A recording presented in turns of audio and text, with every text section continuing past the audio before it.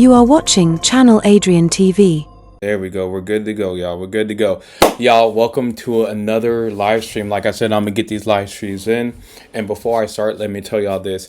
I'm not going to be able to do NFL Top 100 on Rumble anymore because of the copyright issues and how Rumble does their copywriting.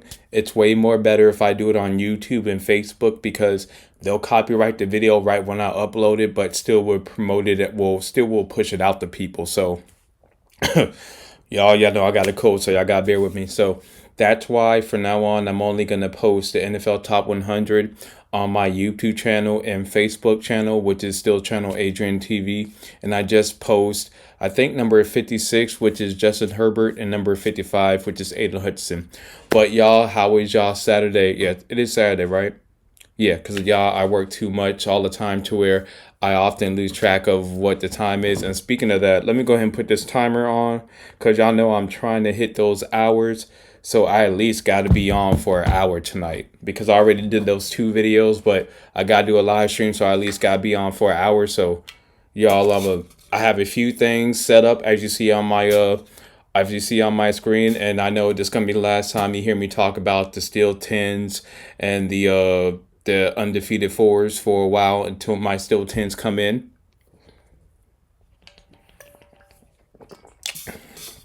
And we're gonna talk about Luka contract, the NFL Hall of Fame inductees for this year, and then we're gonna do a police reaction video. And keep in mind, the reason why I'm grouping all these videos together in this live stream is because it does help. So when I splice certain episodes, because I know y'all don't like everything I do go over in my streams or every video I do watch, so I'm still going to separate them. But because of time constraints or with everything I got going on, I won't be able to have those up and ready probably till Monday. I'll try my best until Monday. But without further ado, y'all, welcome to another live stream, and let's go ahead and start with the Jays. Now, for the member, y'all, I was going for the steel grade, the steel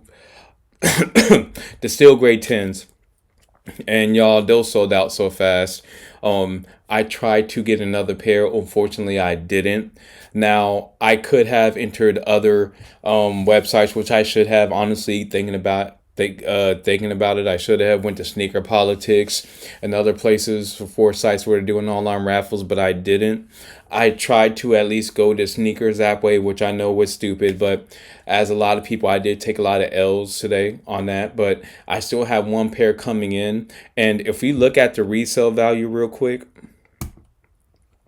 see, my size 11 right now is going for $375 and instant shipping, which is crazy. I don't know who's going to pay that $852 so they could get it really quick, but that I wouldn't pay that much even if I was making $20K a month. Now, maybe business expense, but that still is a lot.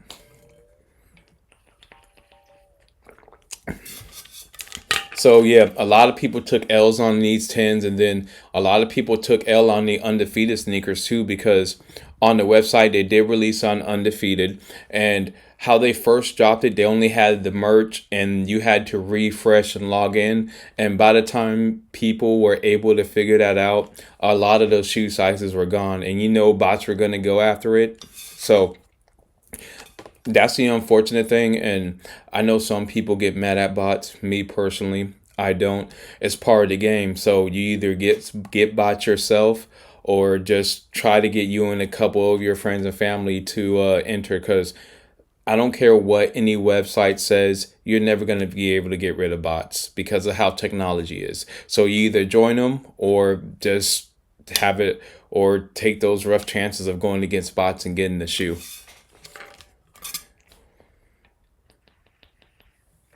And you know what? We could check out the resale for them too, because I know those resale are high for those undefeateds too. Air Jordan 4 undefeateds.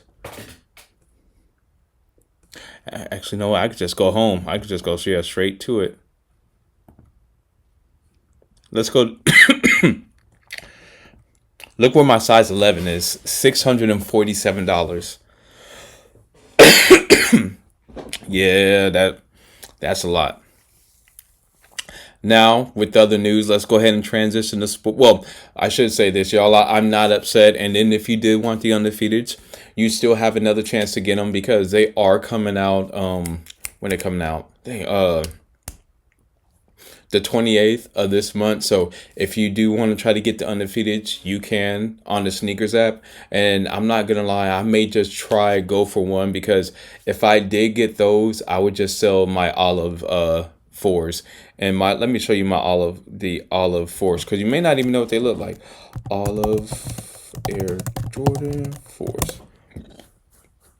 And those what they look like right there.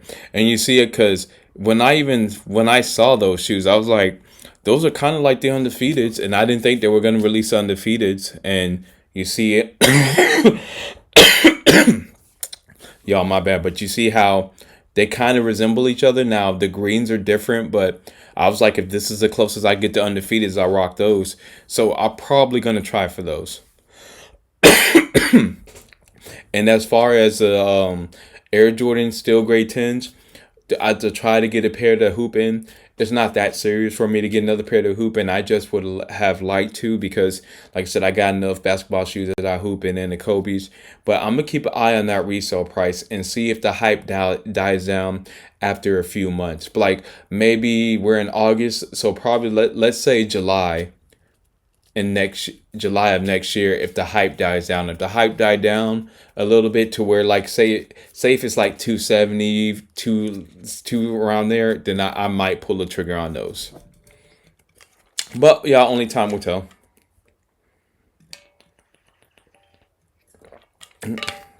Yeah, now that we got those out the way, let me click that out the way, click that out the way, click that out the way.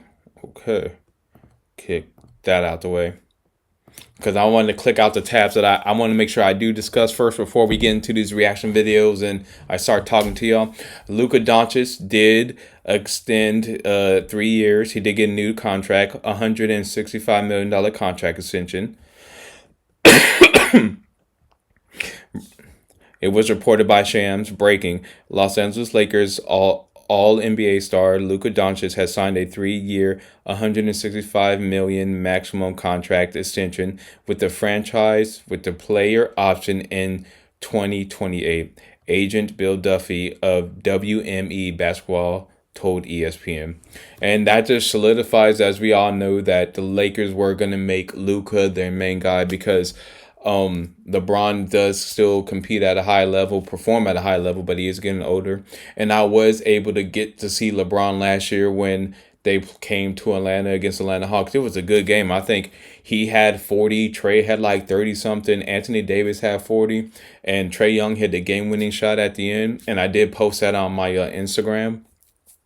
And I believe on my YouTube as well. But overall, it was a good game. And hopefully it's not on the back-to-back to where when the Lakers come to Atlanta, because they're going to come to Atlanta once this year, hopefully I could see LeBron and I could see Luka because that trade happened a few weeks after I went to go see them, I believe. Now, for the NFL Hall of Fame class of 25, the most notable players are Eric Allen, Jared Allen, Antonio Gates, and Sterling Sharp. So congratulations to all the inductees. And right when I love this time of year because right when I see the Hall of Fame, the Hall of Fame game, that means we're this much closer to NFL.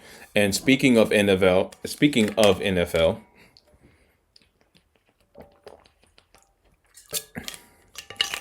I believe Hard Knocks start on the 5th. Yeah, let me check.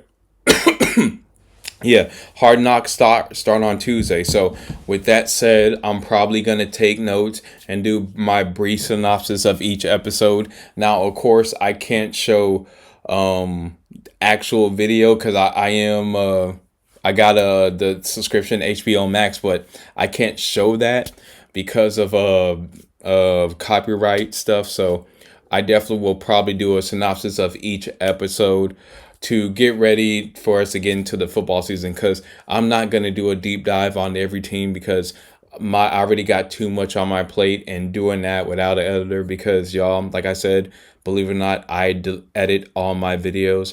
I wouldn't have enough time, and I'm already running low on sleep as it is anyway. And what else? Let me see. And y'all, I need these hours, so like even after reaction videos, I'm just gonna sit here and talk to y'all because I'm gonna be on here every at least at my goal is at least hour 15 minutes, hour and 20, so I can make sure I hit those 30 minute the 30-hour mark at the end of the month. But I just want to say all y'all tuning in, I do appreciate all the support. And remember, if you see anything you want me to react to, sports, dynamics between men and women, and ask Adrian a question about your own personal life. But remember, if it's something too deep, like I said, if you're having thoughts about hurting yourself, that I think you should go to a professional. But if it's smaller stuff on the smaller end, I have no problem discussing it, especially if you want me to discuss it on my platform. Now, I've done that. Yeah, I gotta go through the checklist. Let's go through the checklist, make sure. Okay, we did that. Did that. All right, so now with that said, let's go ahead to the police body cam video. It says police discover a killer's hidden torture force. And just before I even start this video, it's stuff like this that's eerie because that people are not only capable of this, but we walk around these type of people every single day. That's why a lot of times, well, number one, I don't go running by the woods at nighttime. In other words, there are certain things I will never do because there are a lot of weirdos and sickos out there, especially in stranded areas. I try to make sure I stay away from, but let's get into the video.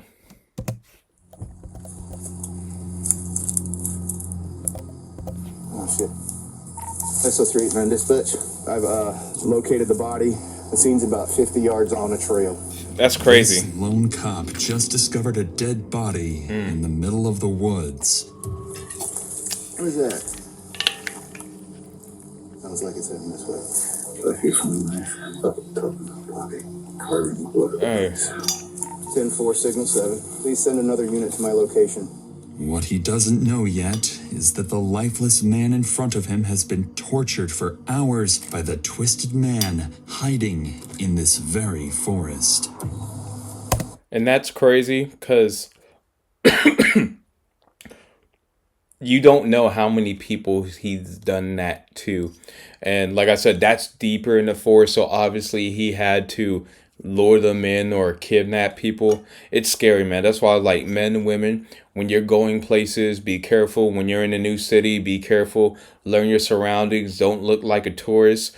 In certain cities, I won't take a Uber past a certain time, especially if you're by yourself, because you don't know what's going to happen. And you see how this world is. There's a lot of crazy people. So when I watch things like this, it's honestly, it just more of a reminder to myself that you always got to keep your head on a swivel. And I know I don't want to scare people, but it's just the truth of the matter. Whoever did that, that's Frank. Little eyeball right here. That's some creepy shit right here. You smell this, right? You don't smell gas right here? Yeah. Dang. Torture? I'm not sure what it is, but I've got movement east of my location in the woods. There's something moving around back this way. He carries 3 or 4 knives on him. He thinks he's random. You're what? I'm just like a god. Yeah, and it's like I said about that the other day, man. When you get a vibe from people that they're like weird or weirdos, I leave them alone. We all know who, when we were in high school, that one kind of weird kid, regardless if they were a man or a woman, that were a little bit off, and you just left them alone because you knew they had some screws loose. Yeah, that stay away from those people and be nice, and just honestly, when they walk, just go the other way or walk by you. It's December 23rd, 2022, and Officer Azure has just received a 911 call from a distraught man reporting that he's found his best friend's lifeless body in the middle of the Lake Jackson forest. Dang. Officer Azure, along with a group of first responders, quickly arrive at the scene. But how did he find the body, though? What made him want to go in there? Here they encounter Jamie, the 911 caller, and his best friend Robert, both of whom urgently want to show the officer where their dead friend is. Considering the serious circumstances, Officer Azure decides to follow Robert into the forest despite being alone. But my thing is, what made him walk in the forest by himself to find his friend, and how did he get, like, my bad, y'all, for talking over that, but how did he get that hunch to go look in the forest? That would be the first thing I would be thinking if I'm that cop. I'm like, okay, just saying to myself, I wouldn't necessarily say it out loud, like, what possessed you to go look in the forest and find your friend, especially like at this time of the day? At night, because I'm pretty sure as soon as you saw the body, you called the police, but it's nighttime. So what made you think to even do something like that? 56, we leave next to the back. I'm headed down to the scene. We're gonna go back that way about 50 yards. Okay. 50 yards. My watch was good. Yeah. Knife was laying on the ground. There's no blood on it. Did you touch the knife? I did pick up the knife. Okay. Well, we're going to need to get fingerprints from you, okay? No problem. I walked by the tarp, and you couldn't see James. Okay. And then Alan walked by the tarp and goes, "What's that?" And he picked the tarp up with his sticky on his hand, and James was laying there face down, and I got the knife and we left. Okay. All right. So we're going to need to... I would have picked up that knife, y'all. From you, okay? Just because... I would have took a picture of it, video evidence, but I'm not touching that in my hands. Anything, but you have to be ruled out. You see what I'm saying? At this point, the officer can't yet confirm Robert's story, but with a dead body reported, he has no choice but to push deeper into the woods. And see, that's what the police officer's trying to figure out. He said, we have to rule you out. That's why I was like, yeah, if I was that cop in that situation, my senses would be on high alert. Not to where on high alert to where I'm acting crazy and super annoyed, but I would just be very mindful of what he's saying. Alone with a suspicious man he's just met and a killer who could be lurking nearby, the officer knows he must proceed with extreme caution. Especially by yourself. You just hang on down right here for me, okay? Let me get up there and take a look. Which one? Right here, for me. Oh, shit. Okay. And then, can you please look in that back stand, please? All right. Where's the knife? The knife is on the left-hand side of him. Okay. Okay, just hang out there for me, okay? That's got to be an eerie feeling by yourself in the woods like that. Jamie was telling the truth. Wrapped inside the tarp is the body of James Leidendecker. He's lying naked in a pool of his own blood, covered in cuts and scrapes. Realizing the severity of the situation, Officer Azure immediately instructs Jamie to head back while he investigates further. That's when Officer Azure begins to hear some unsettling noises.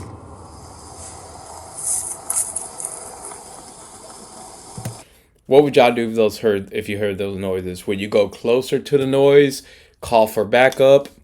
Now, me personally, I would just try to pinpoint where the noise is and wait for backup. I'm not going to anything blind, just chasing noise when it's pitch black dark like that. And if that guy's already killed somebody, as you see from the tarp, he'll be more than willing. He's more than willing and able to take me out too.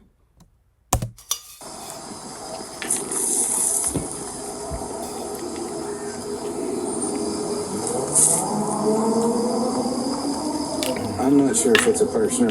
I'm not sure what it is, but I've got movement east of my location in the woods. Sounds like it's heading this way.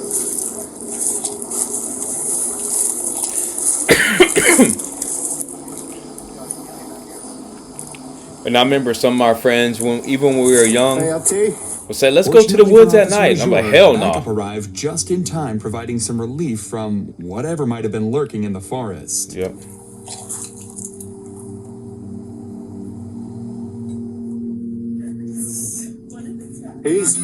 There's nothing for y'all to check. He's cold to the touch. All right, we got knife right here, body here, tents, whole camp spread up back here. We've also got one outstanding. There's 2 people who live in this camp, And one's not here? and one's outstanding at the moment. Did you find the knife? Yeah. I got a knife Yeah, right here. she said, well, she's like, what the hell you talking about? Well, there's something right there, but hey, do you still got those 2 guys 10-12 up front? Yeah, they're standing there waiting for us. Good, because one that led me back touched the knife, so we need to get his prints and a statement off him. The other one touched the tarp. They found out what was going on and they took off.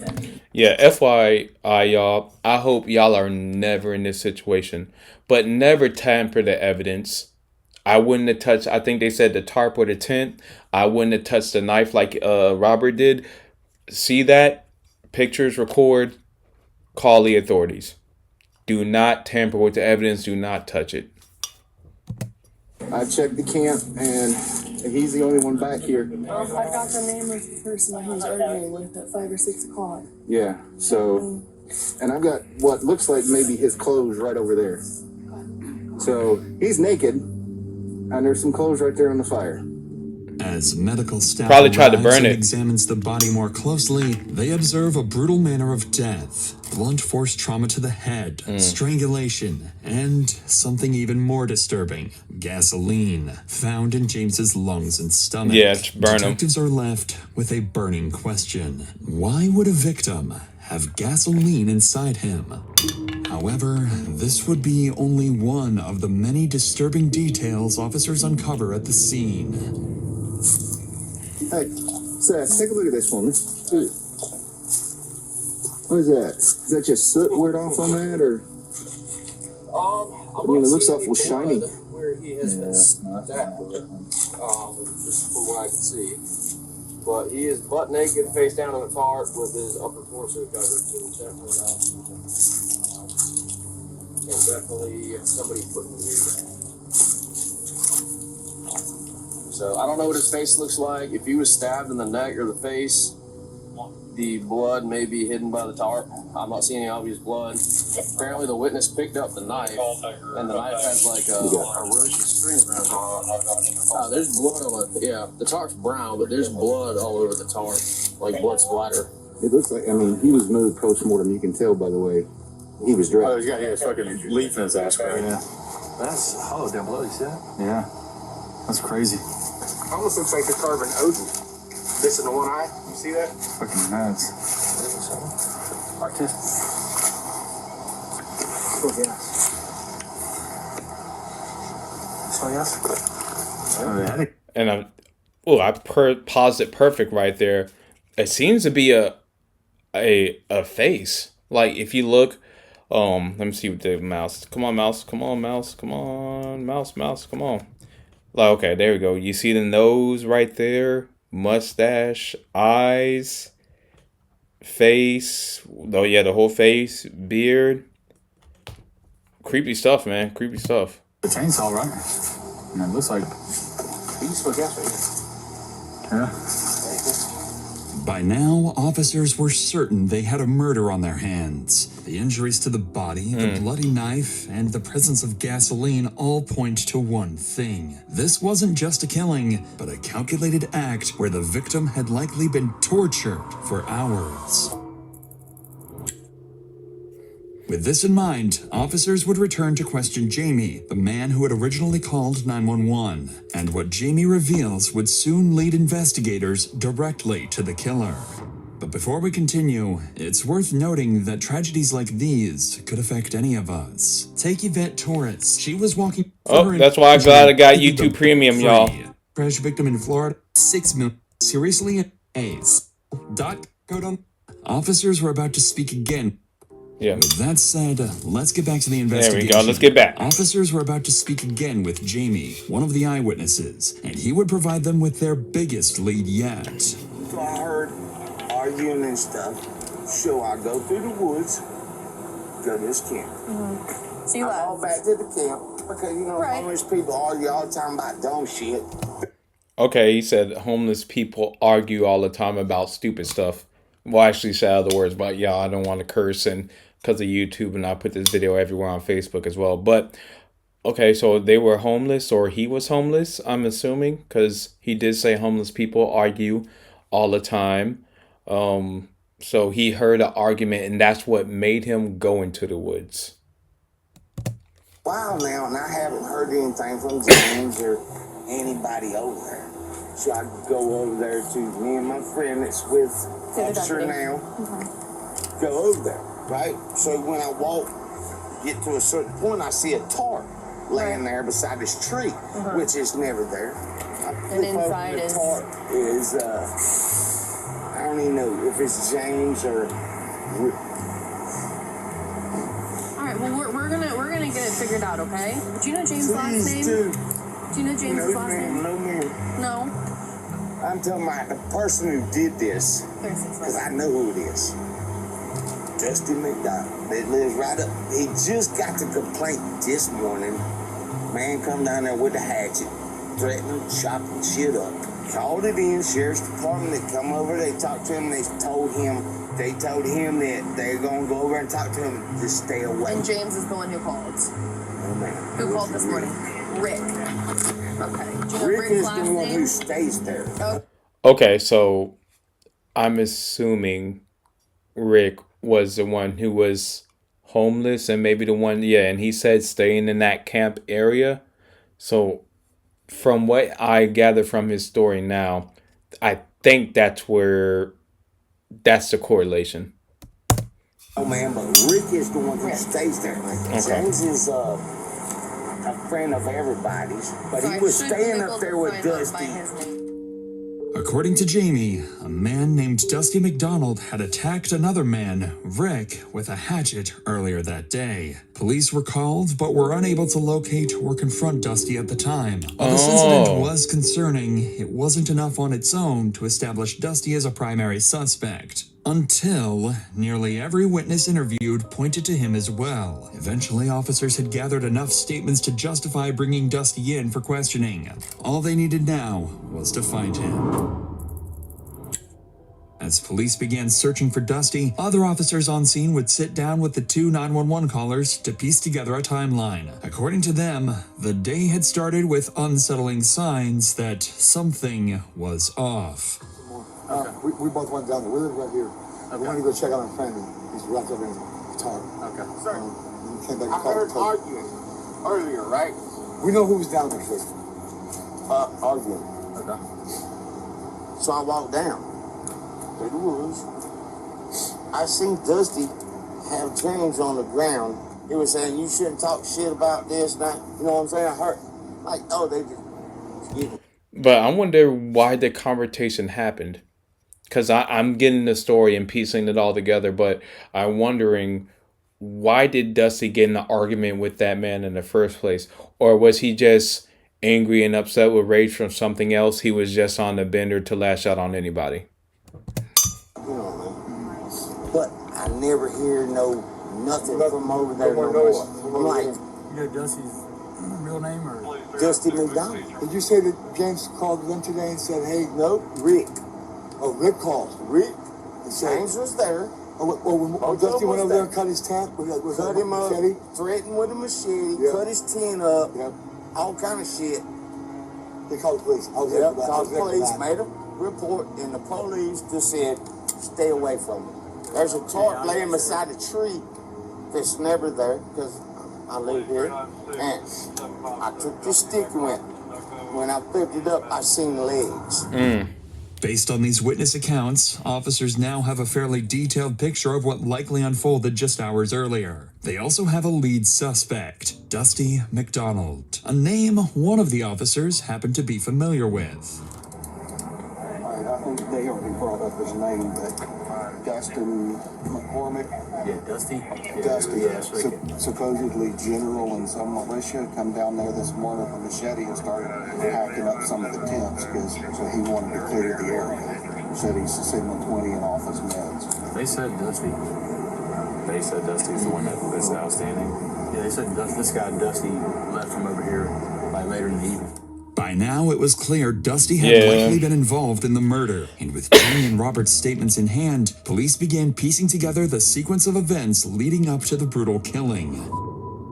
Earlier that day, Rick, another man who lived at the camps, had called 911 claiming a Dusty McDonald had slashed his tent with a machete while searching for a man named James, even threatening him in the process. Later that afternoon, Dusty managed to find James, and witnesses reported hearing arguing from the camp. When they checked to see what was going on, they saw Dusty on top of James, wrestling and yelling. It didn't appear to be anything more than a heated argument, so they returned to their camp. However, hours would pass, and nobody had heard from James. Robert and Jamie began to worry and decided to go looking for him, and that's when they found a blue tarp covering James's lifeless body. Okay, makes sense. Nearly all witness accounts lined up perfectly with this timeline of events, making the next step for officers clear: arrest Dusty and bring him in for interrogation. Yeah, about to say, I want to see why they were fighting. Fortunately, since officers had begun the work of locating him earlier that day, they already had Dusty's address. Soon after, they surrounded the house, ready to move in.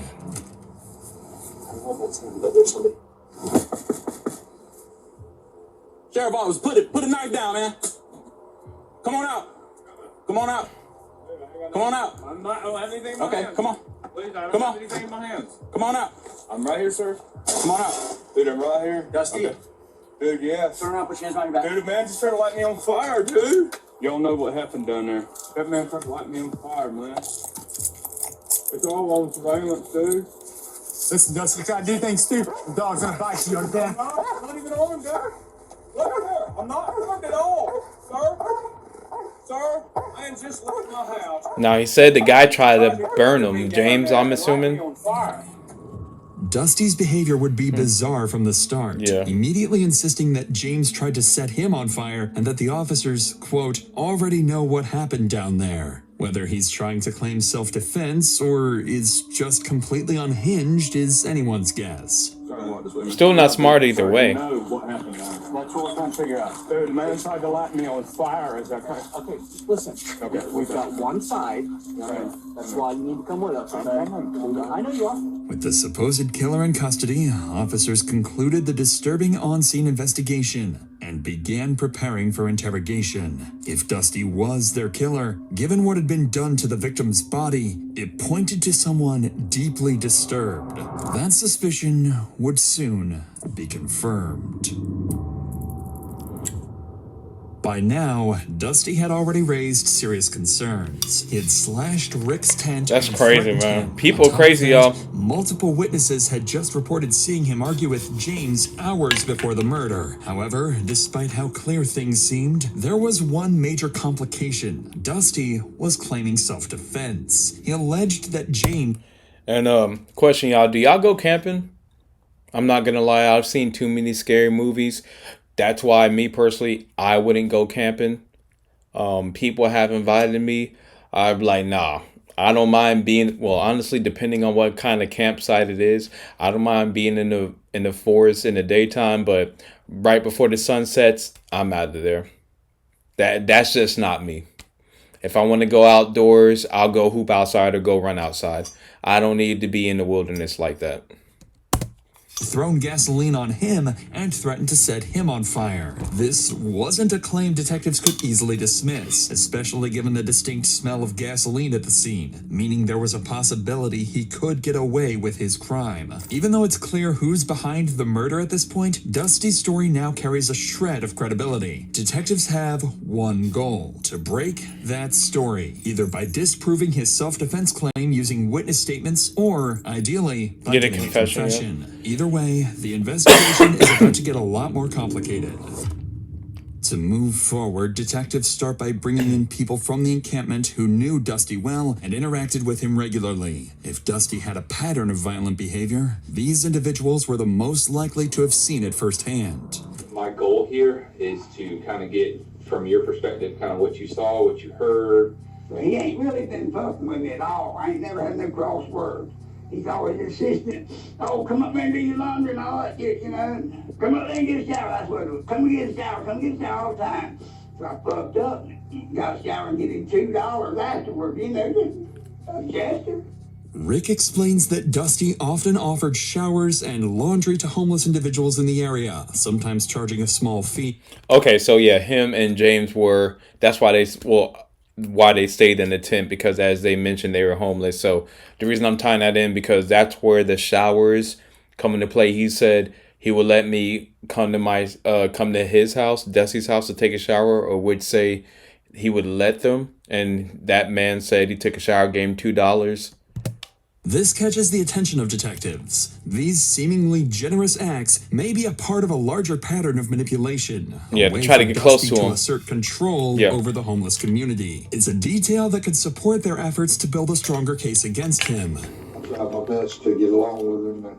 And, he had a shower that we all used, sometimes try to keep him good with him for those reasons and stuff, Yeah, I get that. Never, my wildest dreams that I think he was capable of murdering, that's honest truth. I was just over there basically using his necessities like we all were when we got a chance to, in the shower, usually offered it. Which is odd, because you don't see people normally offer strangers a place to shower. Now, they may offer them like help to lead them to a homeless shelter, but not a shower at their own spot. So he could have maybe possibly did it, like they said in the video, to get close to them and maybe lure them to unfortunately unalive them, because y'all have to say unalive because on YouTube and Facebook. But yeah, people are capable of some sick stuff in this world.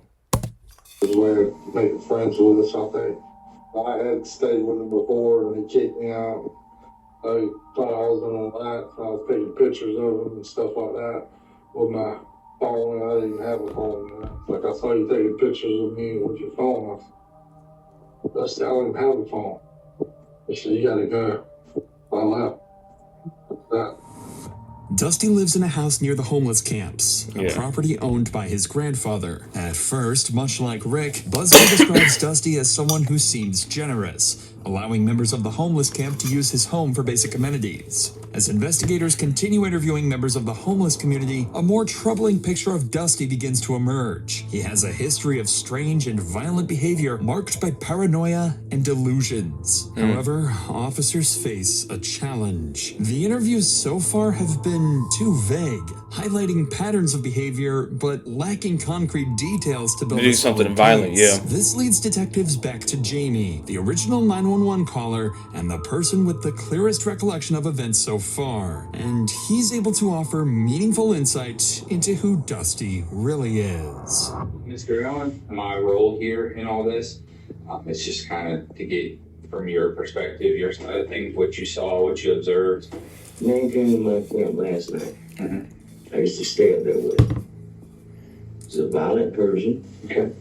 And this papa always wanted to let me stay there because he's the one that owns the property.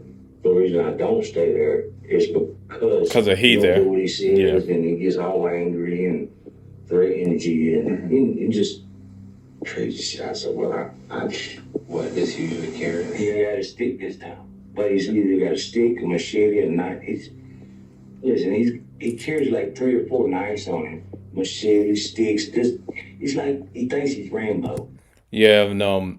Believe it or not, I've seen people. Now, I can understand if you carry a knife, like say if you work in a motor pool with a lot of vehicles or some type of hardware or outdoors to where you do need a knife. But believe it or not, I've met people who constantly have carried multiple knives, and I always say to myself, like, well, what's the point to have multiple? I understand if you need one, but me personally, I don't walk around carrying a knife. But let's say if you do carry a knife, it's nothing weird or odd about that. But I've always thought to myself, like, why do you have so many knives? Because I've seen people like that. While Dusty had a reputation as a bully who routinely harassed the homeless community, no one expected his behavior to escalate to cold-blooded murder. His so-called generosity, offering his home for showers and laundry, masked a deeper need for control and manipulation. The same people he claimed to help were also the ones he intimidated and threatened, revealing a warped sense of power and superiority. In the end, this contradiction may have set the stage for the gruesome murder. When Dusty was brought in for questioning, his demeanor was strangely calm. At this point, he seems to believe that he is seen as a victim of an attack by this homeless man. He didn't seem like he was in his right mind at all. Detectives were hoping to learn about Dusty's side of the story, but instead were met see him with, fidgeting. well, a lot of nonsense. You know I'm an owl, right? You're what? You know I'm an owl, right? Okay. You know what that means, right? Yes, sir, I do. Okay, thank you. Thank you. This has been a really hard day. Sir, I waved all right there a long time ago. I still have a great sense of innocence within me. If it ain't obvious to you this time. Throughout his interrogation, Dusty's responses are filled with incoherent delusions and deflections. In Dusty's mind, he's, quote, an owl, constantly watched, monitored, and under surveillance. It's clear that without his medication, his schizophrenia is spiraling out of control. And let's just say, for the sake of argument, that it is because of his medicine. This is why when you see people off their medication, this is why a lot of their loved ones, doctors become so angry at them.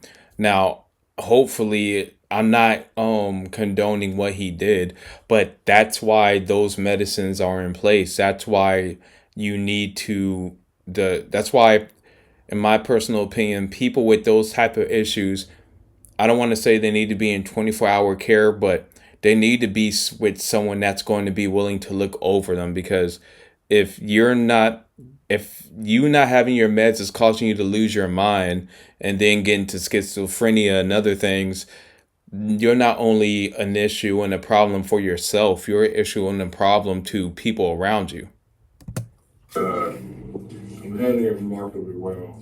If Jesus man that was some crazy shit, and to still be able to get us some usable intel, they'll get why staying at that place is so dangerous for me. I know a lot of trust is getting to me for like that, but man,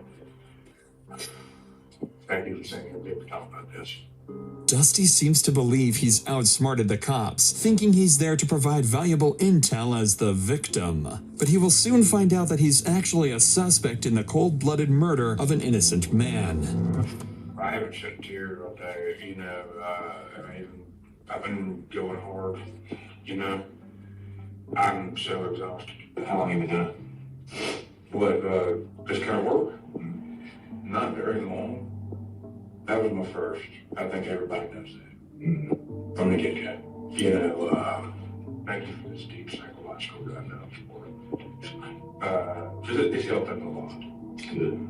Listening closely to Dusty's words, it seems as if he's openly admitting to the murder. Although his statement is scattered and unclear, it gives detectives the impression that he's acknowledging responsibility without fully grasping the seriousness of his actions. But see, like, people like that, you could tell from how he's speaking, you could tell he's off.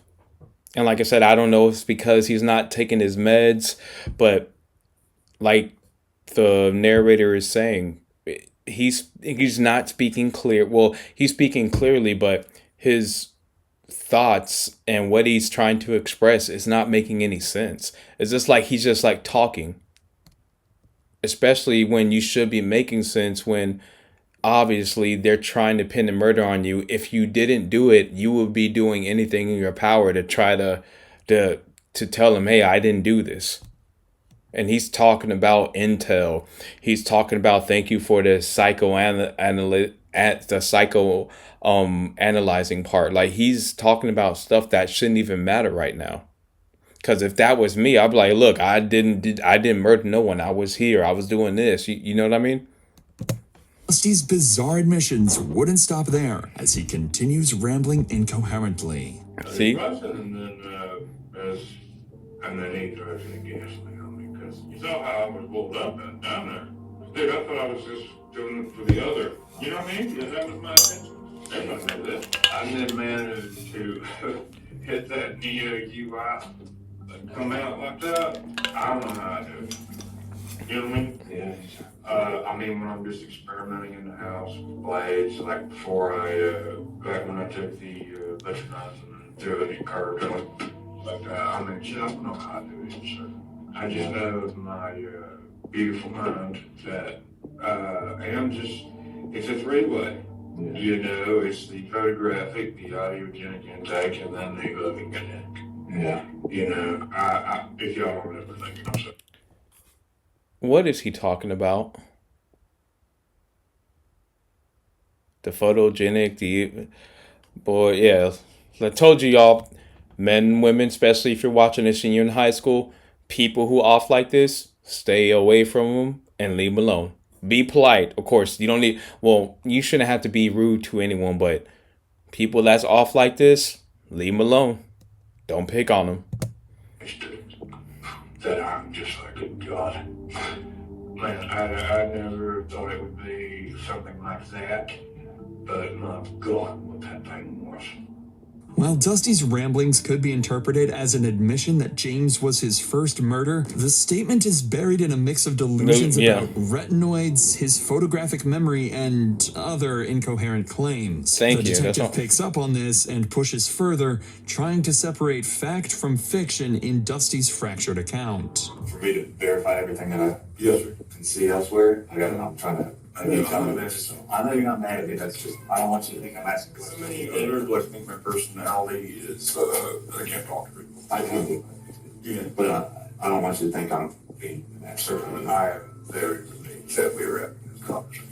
Dusty claims he's not mad and that people don't understand how he communicates. This shows he might have a twisted view of himself, possibly because of paranoia, delusions, or mental illness. What's strange is how calm and relieved Dusty seems. Yeah. Most guilty people would be nervous or scared during an interrogation. They're saying Dusty is that with different. He seems to still believe having a body put on you doesn't is crazy. grasp the seriousness of his actions. Instead of taking responsibility, he thinks people just don't understand him. This becomes even clearer when Dusty asks one final question to the detective. Will I be able to go home? I'm going to figure that out. Yeah, because or am I going to jail or we're going down the dance? We're going to have to figure it out. Bro, you ain't going to be able to go home, man. I'm going to come talk to you about it. Yeah, I don't think I'm going to be able to go home. After this bizarre exchange, the detective had heard enough to know it was time to wrap up the interrogation. Dusty's lack of remorse and distorted grip on reality made it clear they were dealing with someone who didn't fully understand the weight of his actions. According to the pathology report, the victim, James Leidendecker, was subjected to horrific torture before his death. His body showed severe blunt force trauma, including cuts, bruises, and fractures to his face, nose, ears, and mouth. His eyes had severe bleeding, and many of his teeth were broken. The injuries also extended to his neck, with heavy bleeding in the muscles and a broken hyoid bone, suggesting he had been strangled to death. Yeah. So when you see all of those findings, the blunt force neck trauma, the fracture, when you see all those things, it wouldn't be self-defense, because most people, when they're doing self-defense, they're fighting to get away. But from all of these findings, it sounds like he kept beating him. So displayed several broken ribs, and internal bleeding was found in his chest and abdomen. One of the most disturbing details from the report was that James had been exposed to gasoline. His skin had begun to slough off in areas, and a strong smell of gasoline was found on his arms, thighs, and hands. Gasoline was also detected in his lungs and stomach, indicating he had inhaled and swallowed it before he died. This made the murder even more gruesome. Yeah. Dusty was processed for forensic evidence and transported to the Leon County Detention Facility. The witness statements, his vague confession, and the forensic evidence from the scene were enough to formally charge him. Dusty McDonald was charged with 1 count of first-degree murder, and as of this video's upload, his case remains ongoing. And y'all, keep in mind, disclaimer, everybody is presumed innocent until proven guilty. Just for entertainment and educational purposes. And when I seen the entertainment part, just showing, like I said, I do a wide range of videos, relationships, sports, sneaker reviews, and also I do police body cams and crime things like this. And I don't think these type of things are funny, but excuse me, y'all. But the reason I do watch these things is, like I said, it keeps my senses up. It kind of makes sure that I always keep my head on a swivel. I pay attention how people move in certain surroundings. I not only do I do that, I pay attention what people say, body language, how they view you when they're talking to you, tone. I look at all of those things because you don't know what people are going through. You don't know if people are crazy. You don't know if people are unhinged and wanting to do something to anybody. So you always got to stay on your P's and Q's. And I hate to say that because, like I said, I don't want to scare y'all in this world, but that's just the truth of the matter. And y'all, right now we're at 50 minutes. And like I said, I'm at least gonna be on here for an hour. So let's go ahead and.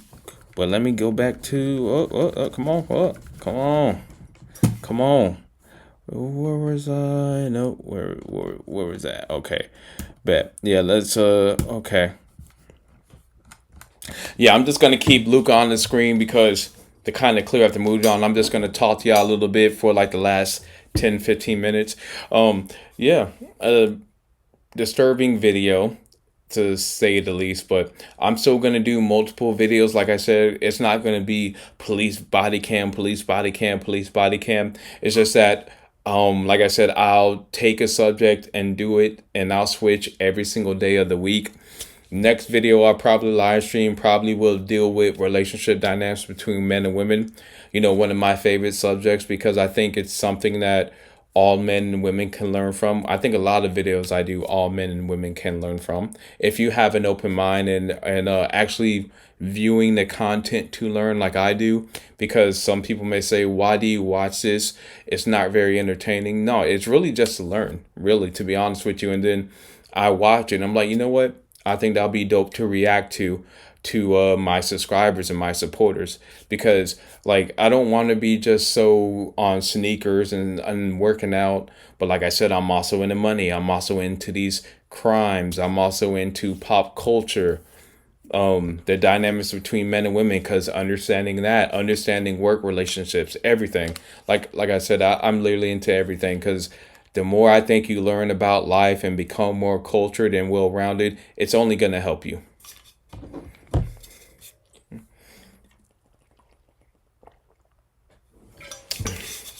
And for the Sunday service, because since I need these hours, I need to have at least 30 hours. I'm probably going to live stream that too. Now, the thing is, I record it so early. I'm pretty sure someone probably will be up, but I probably will still live stream it because, like I said, I need these hours. So I need to hit 30 before the end of this month. So I'm going to live stream the Sunday service. And then after, when I get off tomorrow, because I do have to work, I definitely will get a stream going. Again, I'll have some more reaction videos, but tomorrow we'll deal more with relationships, and I'll have like a few videos lined up because, like I said, I'm always want to at least stream for an hour. What else I want to say? Yeah, and I'll have all these events lined up. Now, once I hit the 30 threshold and I pass the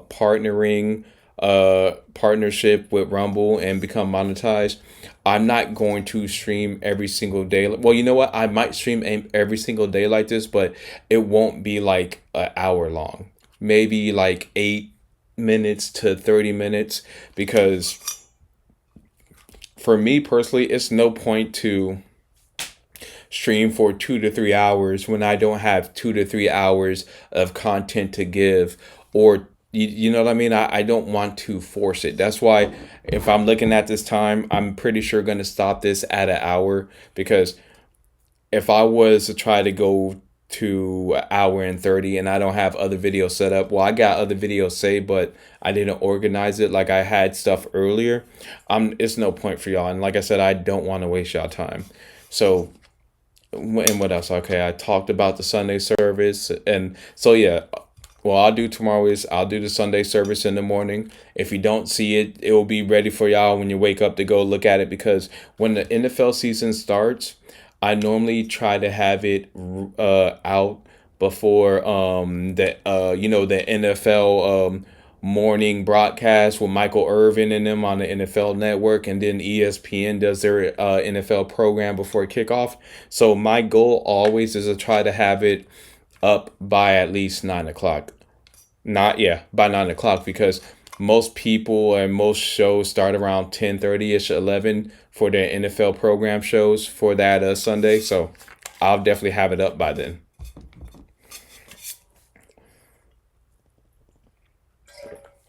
As I say, y'all, I go through a lot of water. What else?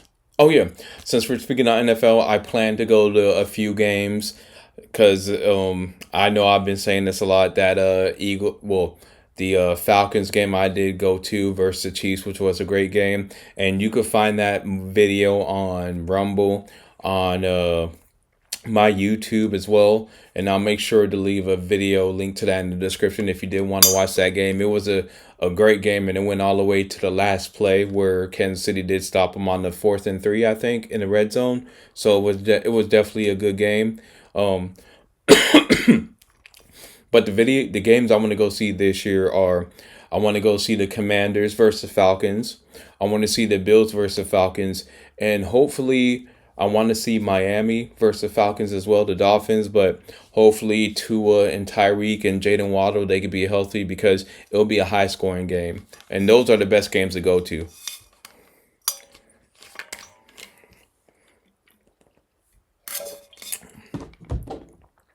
Okay, y'all, we got 5 minutes left. So what else should I tell y'all? We did football. I did talk about Hard Knocks. What else? Oh yeah. I still need to do the Air Jordan 6 Olympics sneaker review, and I need to get that out. And sneaker reviews will not be done live stream. I may do an early look before I do the actual on feet review, because I like it better when I can edit certain things. So I won't be streaming those. What else I need? I'm gonna start doing some dinners with y'all, so just talking about my day, eating dinner, stuff like that. So those streams will be a little bit shorter, maybe like 15 or 20 minutes, but just adding more content so I can't hit those 30 hours. But it's things I've always wanted to do. But with knowing how I'm this close on Rumble to get monetized, I might as well record it and talk to y'all, because I need to hit those hours anyway. Okay, we got 4 minutes left. Honestly, I think I've been on longer than an hour, but y'all, my timer, I started it a little bit late, so yeah. Okay, what else? More, yeah, I'm gonna do dinner videos with y'all. Oh, I can't really stream that, because I do want to start doing some cooking of some of my favorite dishes, but technically I could stream it a little. I might look into that, but that's going to be a lot of work in the kitchen, setting the tripod, but with the lighting. But we could probably make something work.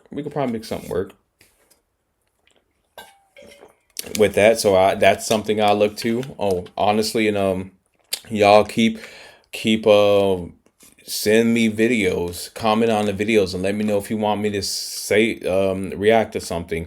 Like I said, I ask Adrian, do anything, because like I said, I appreciate all the support. And then on Rumble, I have almost over 10,000 views. So for all of y'all who watching, just leave me a comment. And oh, that's another thing, I need to do a reacting to comments video. And I know I can stream that, so I will be doing that as well, because I am getting a lot of comments from certain videos and certain shorts, and I could put that all into one. So that's another video. What else? I'm trying to think. Is that pretty much it?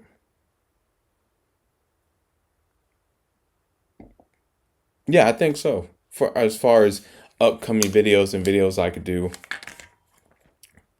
And I thought about doing street interviews, but For right now, I'm not, because I don't have a cameraman and I don't want to pay for a cameraman right now to do all that. And if I did street interviews, it wouldn't be very provocative. It'll be very basic, very basic questions to where we can have a conversation with people. Because one thing I've noticed is people can't talk to people, or people lost the art of conversation, because some people think I'm a mute, but when they see me talk to people or see me talking on YouTube, Rumble, or Facebook, or do a presentation or talk when I have to, people are surprised that I can hold myself really well when it comes to speaking. And people look at me funny. I'm like, well, I always can speak. It's just that a lot of times I don't see the need to, or if it's a private work setting, I don't talk that much. I just do my work and keep to myself. Oh, and speaking of work, I did run across something today, and I'll probably put it part of the live stream tomorrow, of something I want to talk about. And I'm just gonna leave it vague right now. I'm not gonna go so much into that, but something about work and coworkers I will bring up, because I saw something that someone did post, and it shows a lot of things that I think what is wrong with the world. But I'll get into that tomorrow. And y'all, we got 20 seconds left. I just want to say, y'all, I appreciate all the support. I know this video was a little bit gloomy because of the subject matter, but don't worry, tomorrow's going to be more upbeat. It's not going to be so morbid, if you will. But like I said, y'all, you can expect Sunday service tomorrow and another stream. Well, 2 streams, because I'll probably stream that too to hit these hours. But I just want to say, y'all, be safe. Enjoy your weekend. If you're going out, don't drink and drive. If you are, go get you an Uber. Do not drink and drive. Be safe. Be blessed. Enjoy your weekend. I'll see y'all tomorrow. Wait, hold on. Let me make sure. Yep, at an hour. Yeah, have a good day. Good night. Good morning, wherever you're watching this. I will see y'all tomorrow. Come on.